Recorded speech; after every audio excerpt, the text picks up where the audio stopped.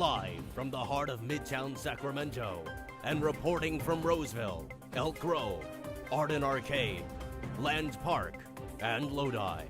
This is Comedy Spot News. Hello and welcome back to another Comedy Spot Live. This is the Comedy Spot News that we do every single week. I'm glad that you're back. Now, some of you who have been around for the last couple days are asking yourself, hey Brian, how's that sty in your eye?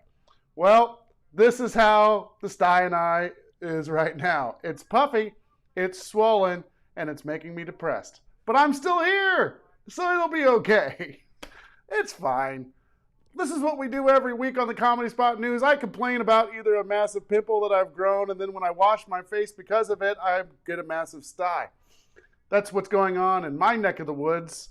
What's going on with you? Don't worry about a thing, everybody. Don't worry about a thing.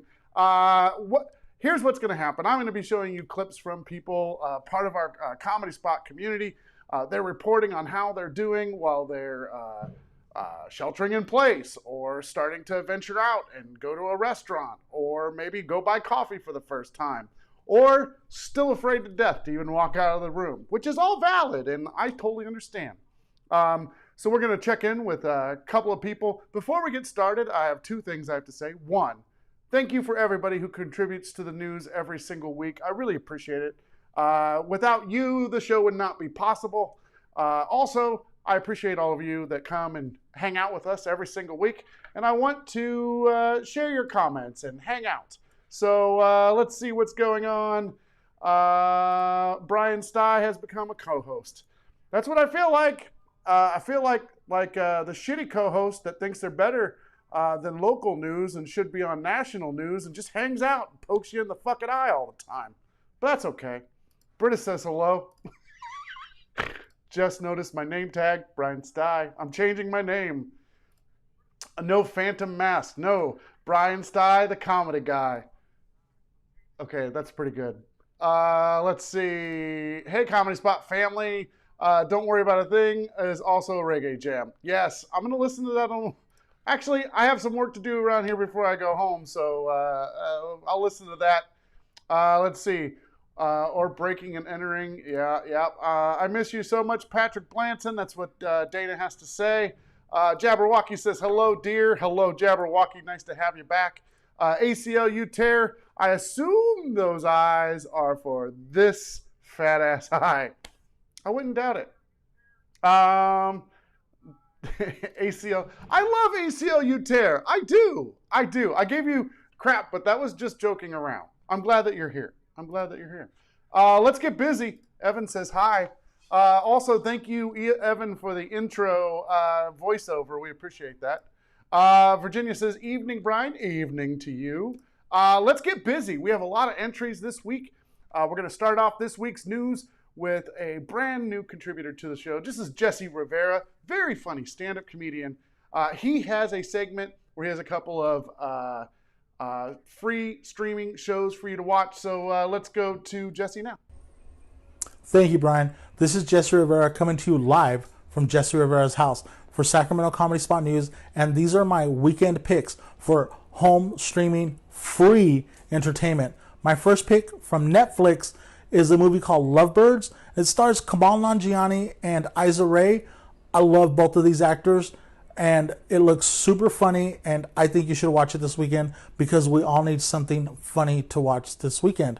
Now, my second pick is also on Netflix, and it is one of those info series, and it's something you could totally binge watch. It is a series called History 101, and they are 22-minute episodes with some really cool information about some really cool topics.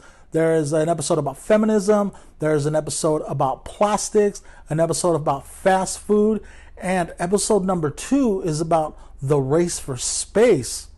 I wonder who would be interested in that one. Do you know, Brian, who would be interested in that? What? Back to you, Brian. Yeah, thanks, Jesse. We appreciate that.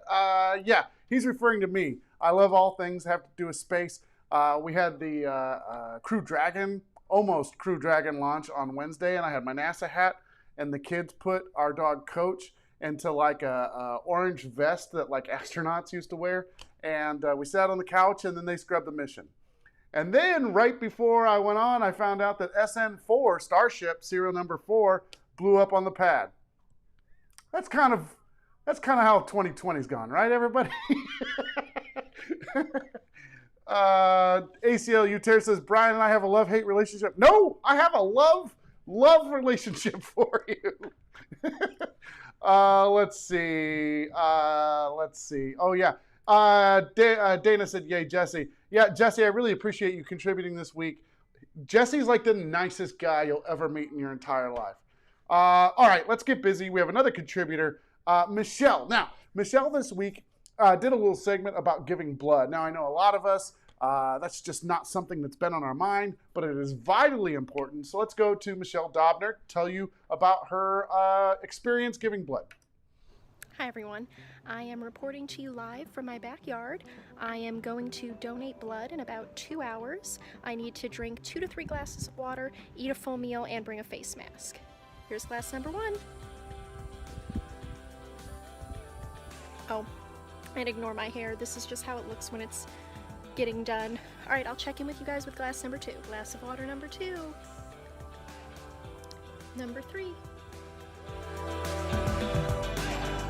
So I am in my car, ready to mask up and head in to donate blood. All right, I'm ready to donate.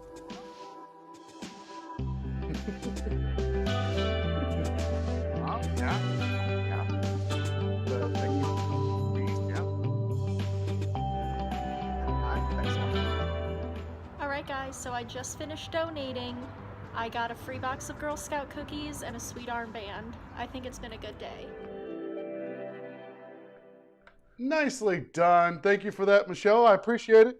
Raina says, hashtag blew up on the pad 2020. That's it, right? Like that is 2020 in a nutshell. Everyone was like, we're going to go to space.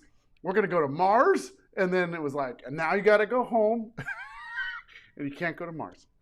That's okay. It's okay. The music was so emotional. Yeah. I didn't even notice that. Yeah, nice grab there. Nice grab there. Positive for the win. Let's see. I love this. When Michelle first popped up, Joshua was like, whoa. That hair, though. Yeah, it's okay. It all came together. It looked wonderful. I mean, whatever you have to do. If I could do what she did and have wonderful locks like that, I would have this style go away. Okay, let's move on. This is great. Services are starting to come back. People are starting to venture out. DMV is now partially reopened, and Patrick was there to give you a quick, actually very informative segment about the DMV. Patrick usually does a segment called Cooking with Patrick, and we haven't had any submissions lately, but he usually cooks food and then eats it. Anyway, he's doing DMV this week, so let's go to Patrick. Hey Brian, it's me, Patrick, and I'm coming to you from the Department of Motor Vehicles. Just wanted to let everybody know that the DMV is open, but it's only open to people with appointments, and it has to be the current date. So if you had an appointment for today, you would be honored and you get to come in and get to take care of your business. We are not offering drive tests at this moment because they're still trying to figure out how to do the drive test and have social distancing to protect us LREs. Also, you can come in for a non-appointment, but you have to meet certain criteria, and they'll let you know once you stand in the line. But other than that, we are opening and we are practicing social distancing. I have my mask right here. It's a Raiders mask. I'm a bandwagon fan. I am not a Raiders fan. I don't even like sports too much. But anyway, I just like going and socializing with that. But other than that, I hope everybody's doing well and keep on practicing social distancing and all that good stuff, and we'll see how this turns out. All right, back to you, Brian. Oh, thanks, Patrick. Appreciate that. Yeah, let's see. Patrick, Carine says, Patrick with the most reflective glasses ever. Yeah, those were really cool. It didn't look like he was going to work at DMV. It looks like he was going to go to work at the CHP, pulling people over. There is a Raiders bandwagon that doesn't exist. Nobody ever was like, man, I really want to be a Raider fan. And if you're a Raider fan, I'm sorry about that, but it's true. Hey, I'm a Browns fan, okay? I'm a Cleveland Browns fan. They never win. Every year we say they're going to win, and then they never win. That's cool. I mean, I admit it, but there's no bandwagon for, I mean, there might be more of a bandwagon of fans for the Cleveland Browns than there are for the Raiders. Let's see. Let's go ahead. we'll worry about it later. Let's go ahead and go to our next segment. Kevin, wait a second. Hold on. Kevin has a segment called Cooking with Patrick. Kevin has a segment called, I'm just going to play it. Here we go.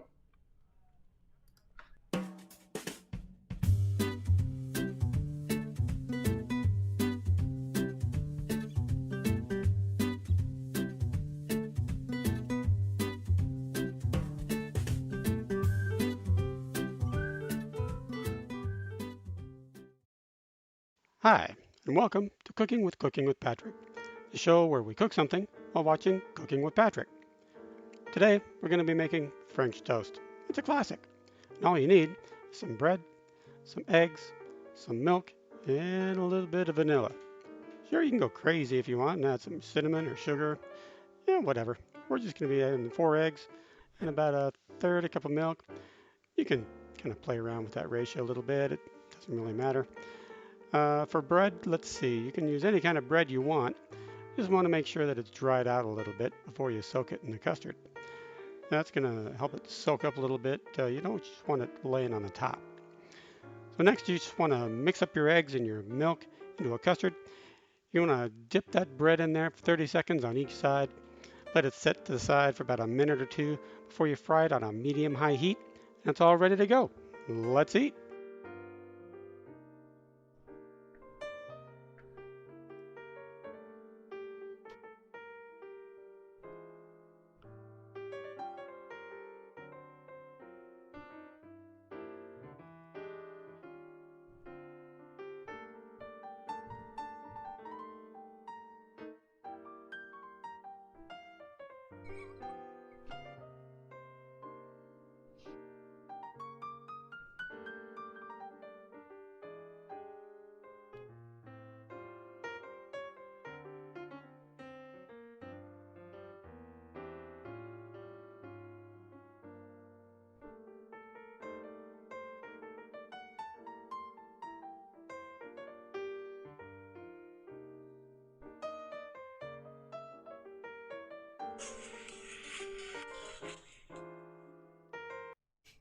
Oh, we're done. Okay. All right. Well, that was Kevin Cooley cooking with Patrick.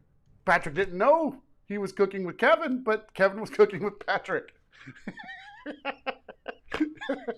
Let's see. Brian, you need to be eating. I know. I don't have anything to eat.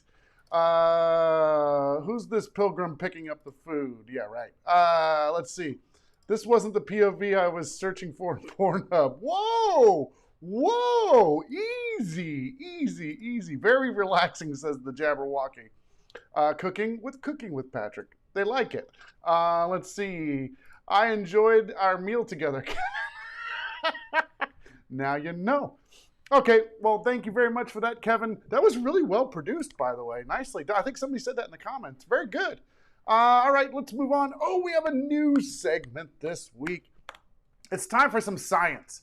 The Hypothechicks are a improv group that performs at the Sacramento Comedy Spot when everything's not burning. And they decided to get together on Zoom and put together a segment on science. So let's go now for our science news segment to the Hypothechicks. Here they are.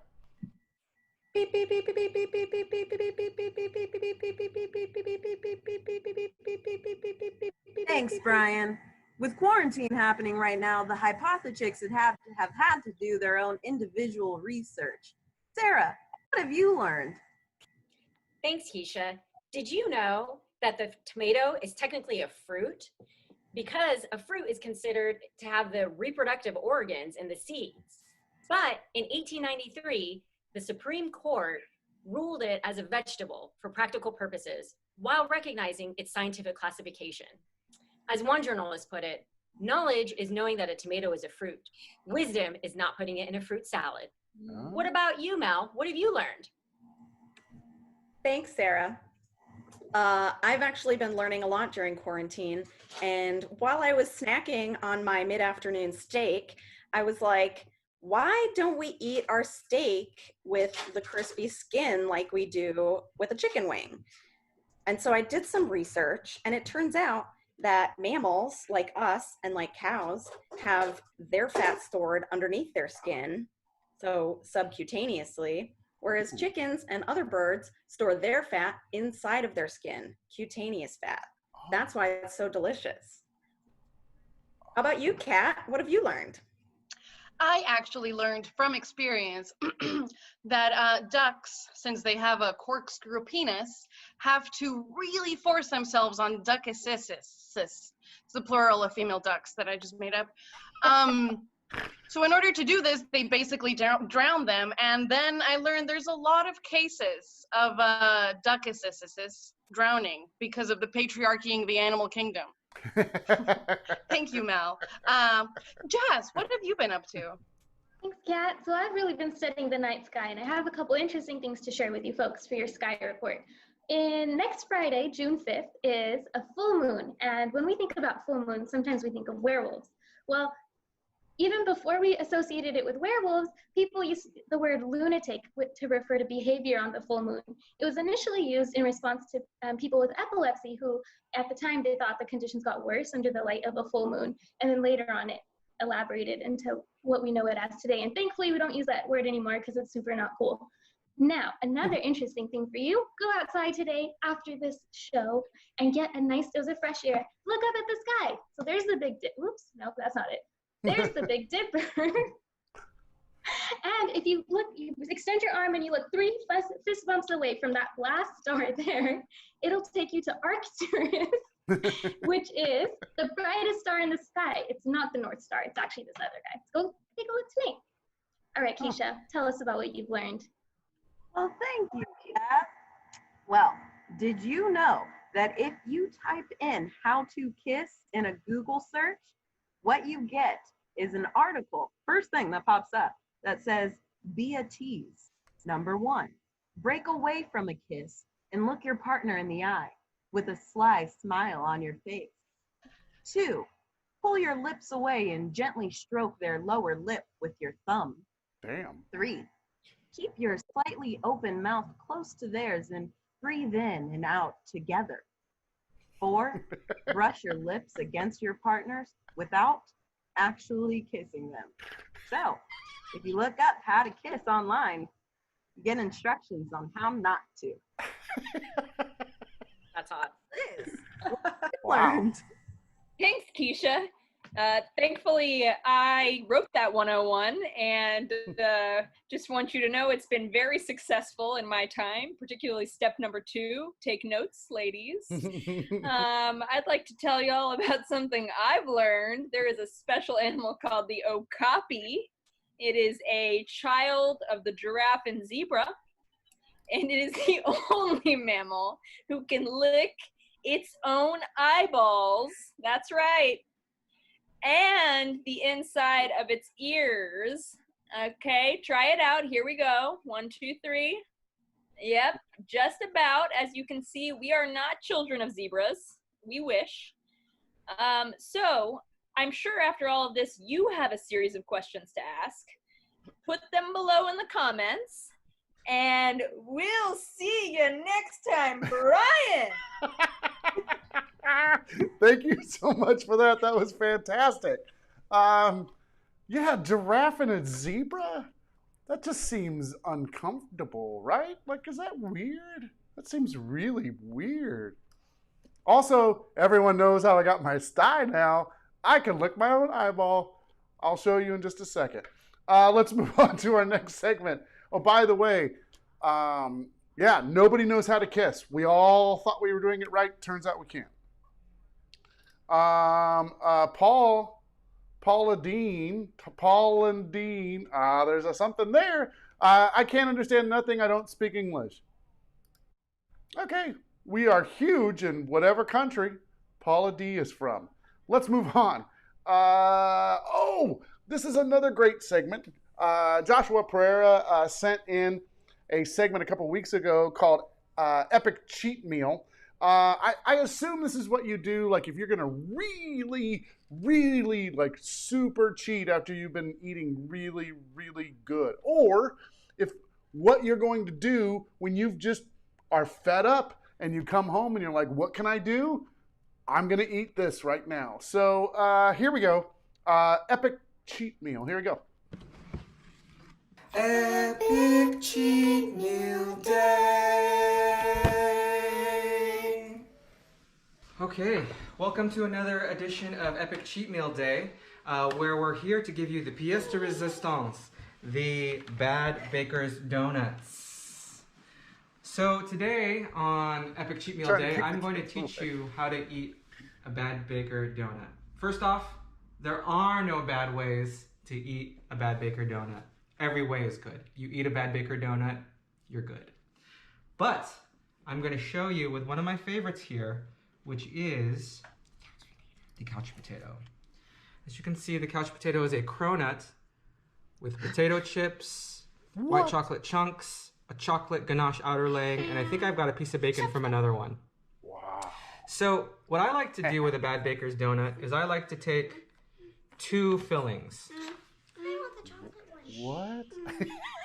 And what I do is, instead of just ramming it in and filling just one side, I like to subtly place a little bit of cream in various areas. That's a thing?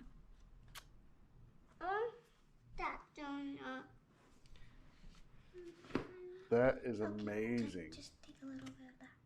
Second one is crack. I shouldn't say that because if he gets into his kids now, then I'm going to be the biggest jerk in the whole world. Yeah, what is happening? What is happening? He's injecting deliciousness. Right. Okay. Here's the donut. Now, second step, eat the donut. Oh, it has potato chips. Oh. Crispy, crunchy, flaky, wow. Delicious. Whoa. And thus, how to eat a Bad Baker's donut. Yeah, that's Have an epic cheat meal day. Epic cheat meal day. Oh, see, they got donuts. They're fine. They're good. Wow. Oh, man. I love it. Yeah. ACL says he ate it before his kids. Yeah, he was like, "Arr." And the kid's like, Dad, can I have a donut, please?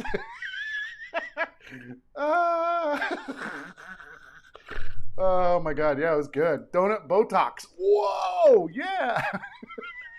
Okay. Hey, Josh, thanks for that segment. We appreciate it. All of our contributors so far, Kevin, Michelle, Patrick, the Hypotha Chicks, Jesse, thank you so much. This has been really fun. Oh, great. Hey, we get to check in again with Carine this week. You know Carine. She usually does our parenting segments. So let's go to her right now. Hey, Brian. Carine here. Guess what? I'm super tired. I can't seem to figure out why, though.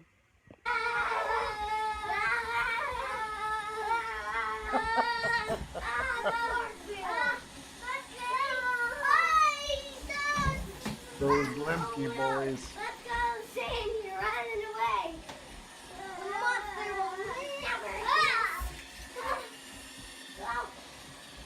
The monster will never get us now. The monster will never get us.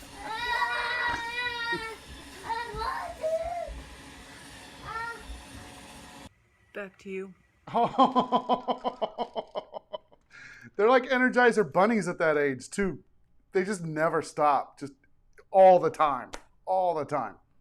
I need to get the outfit, just the no pants and a t-shirt and run around here. Coming up on next week's Comedy Spot News, Brian shows off his new style. And his new eyeball. Oh, man. Let's move forward. Thank you, Carine, for that. And I hope you get some sleep at some point. Oh, and again, one of our favorite contributors is going to end the news this week. Donut Botox, yeah. You know Mike LaRosa. He's been reporting on different drinks you can make, and he has a really cool surprise for you. So here we go. Let's just get Mike on. Here we go. Comedy Spot bartender Mike back again here in my kitchen to make you another quarantine cocktail. And I'm pretty excited about this because this is my own recipe. This is a drink I came up with a couple of weeks ago here in quarantine when I needed to use the rest of an avocado. That's right, we're putting an avocado in a cocktail. Stay with me, it's gonna be awesome. To make this currently unnamed drink, you will need an avocado, make sure it's ripe, fresh lime juice, simple syrup, this one is 2 parts sugar to 1 part water, and Singani. This is a Bolivian spirit made from grapes and it works really well in this drink. Now first off, before you juice your limes, just cut a small wheel out of the middle of it and set that aside for later. I'm sure you can guess what that's for. First you'll need 2 ounces of Singani, 1 ounce of fresh lime juice, 3/4 ounce of simple syrup. And when it's time to add the avocado, we're gonna take about 1/4 of it, cut it up into chunks, and then just kind of mash it up with a fork so it's easier to mix in with the rest of the ingredients. Then just take the plain guacamole you just made and throw it in the shaker. Next, add your ice and shake. Make sure you shake this one really, really well so you break up all the rest of that avocado in there.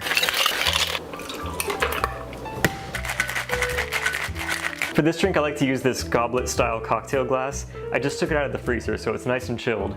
Oh, it smells good. Now this is mixed together pretty well, but there's still those like avocado fibers and stuff in there. We want to strain all those out, so we're gonna double strain this one. And then finally, take that lime wheel from earlier, cut a little notch in it, and stick it on the rim of the glass. And there we have the currently unnamed avocado lime Singani cocktail, the product of not wanting to waste groceries and having a lot of free time in quarantine.